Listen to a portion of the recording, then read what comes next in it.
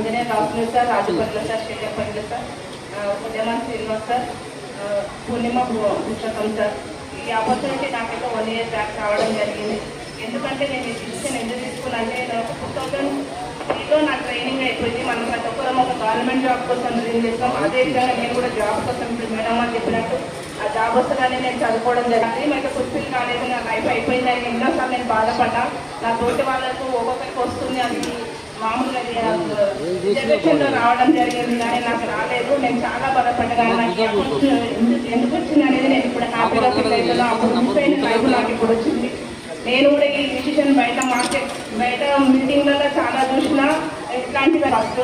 తర్వాత నేను ఒక ఎఫ్ఆర్ఈ మీటింగ్కి వెళ్ళిన తర్వాత అసలు నన్ను నేనేందో అనేది నాకు పరిచయం చేసింది. ఇది కదా లైఫ్, ఇట్లా ఉంటుంది కదా జీవితం అనేది. ఒక 2024 ఎఫ్ఆర్ఈలో నేను డిసైడ్ అయినా. అక్కడ డిసైడ్ అయిన తర్వాత నాకు అనిపించింది ఇది అందరూ చేసినప్పుడు నేను ఎందుకు చేయలేదని నేను అనుకున్నా. అక్కడ నుంచి నేను అనుకున్నా.